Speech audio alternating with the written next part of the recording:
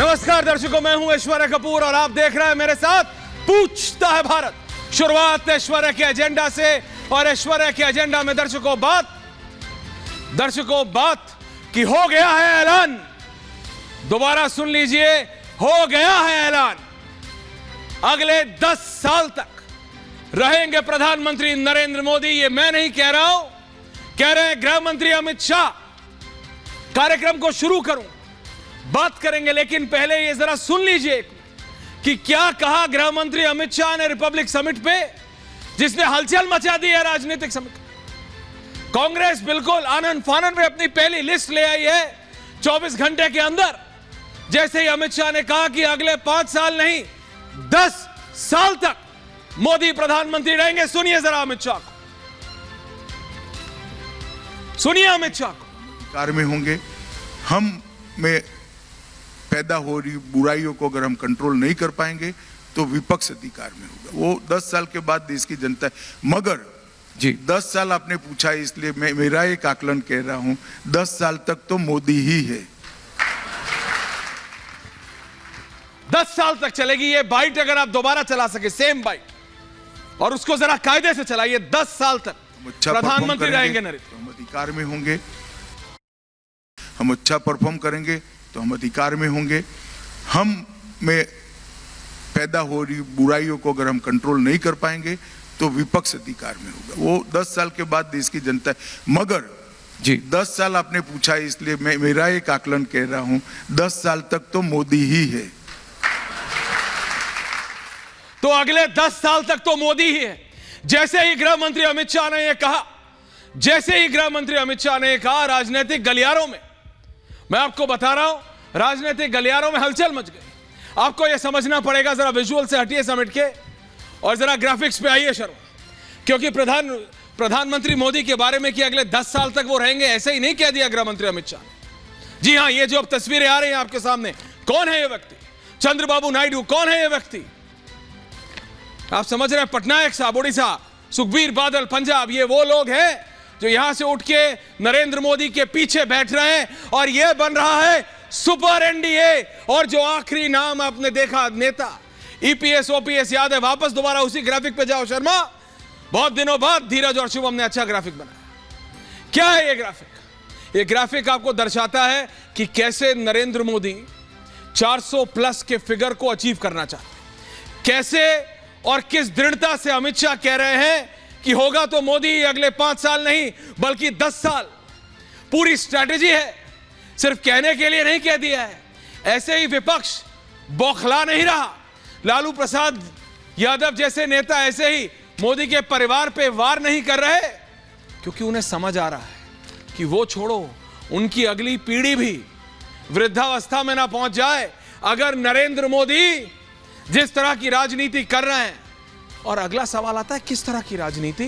कि आप चंद्रबाबू नायडू को भी जोड़ लेते हैं, आप पटनायक साहब को भी जोड़ लेते हैं, आप बादल साहब को भी जोड़ लेते हैं और आप AIADMK को भी आप साथ में ले आते हैं। ये क्या हो रहा? ये है द विजन, जिसकी बात कल प्रधानमंत्री नरेंद्र मोदी ने की। हर चीज सीट से नहीं होती, हर चीज ये नहीं होती कि आप मतलब जमा घटा नहीं होता हर चीज। चंद्रबाबू नायडू को लाने से हाँ बीजेपी का नंबर बढ़ता है। पटनायक साहब को बीजेडी के आने से, जहां बीजेपी की प्रेजेंस बहुत कम है ओडिशा में, ऑब्वियसली बीजेपी बेहतर करेगी। पंजाब में अकाली दल फायदा करेगा। AIADMK से तमिलनाडु में बीजेपी की जो पेनिट्रेशन है वो बहुत बेहतर हो जाएगी। लेकिन इस सब के पीछे एक विजन है और जिस विजन पे नरेंद्र मोदी काम कर रहे हैं। ये जो मिशन 400 है ये तो है, लेकिन सिर्फ लिखने के लिए नहीं है 400। और क्यों जनता नरेंद्र मोदी पे विश्वास करती है, ये अगली 2 बाइट सुनिएगा। उसके बाद 2 ही मिनट और बोलूंगा और उसके बाद सीधा डिबेट पे चलूंगा। लेकिन नरेंद्र मोदी की ये बाइट सुनिए और आपको समझ आएगा कि क्यों आजादी के बाद से लेके और आज तक क्यों कभी किसी और प्रधानमंत्री ने इस तरह की बात नहीं की। क्या किसी का ध्यान नहीं किया?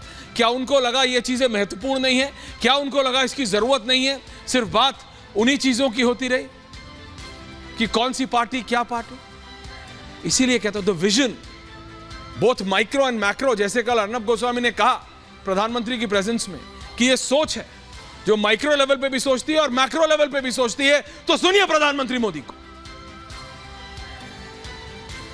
दिव्यांगों का उदाहरण देखिए, वर्षों तक इन पर किसी ने ध्यान नहीं दिया क्योंकि ये वोट बैंक नहीं थे। हमने ना सिर्फ दिव्यांगों को हर क्षेत्र में प्राथमिकता दी, बल्कि लोगों की सोच भी बदली। आप हैरान हो जाएंगे जी, मैं कहूंगा ये ऑडियंस को तो शायद बेचैनी हो जाएगी। हमारे यहाँ राज्यों में लैंग्वेज अपने अपने तरीके से विकसित हुई, विविधता है, गर्व का विषय है। लेकिन हमारे जो स्पेशली एबल्ड लोग हैं, जिनको सुनने बोलने की दिक्कत है, उनके लिए साइनेजेज की जरूरत होती है। आप हैरान होंगे, हमारे देश में साइनेजेज भी अलग अलग प्रकार के चलते थे। अब मुझे बताइए कि दिल्ली का आदमी जयपुर जाए और सामने वाला दूसरी साइनेजी से बात करेगा तो क्या होगा उसका?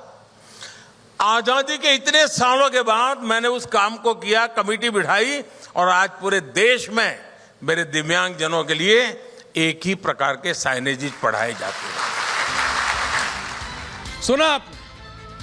सोचिए, जो बोल नहीं सकता, सुन नहीं सकता, स्पेशली एबल्ड है, उसकी भाषा दिल्ली में अलग थी, चंडीगढ़ में अलग थी, लखनऊ में अलग थी, भोपाल में अलग थी, रायपुर में अलग थी, तमिलनाडु में अलग थी, राजस्थान में अलग थी, जयपुर में, मतलब गुजरात में अलग थी, और किसी का ध्यान ही नहीं गया क्योंकि बहुत छोटी सी बात है ना, बहुत छोटी सी बात। जैसे अस्पतालों में स्पेशली एबल्ड के लिए रैंप नहीं होते थे, कई किसी ने ध्यान नहीं दिया।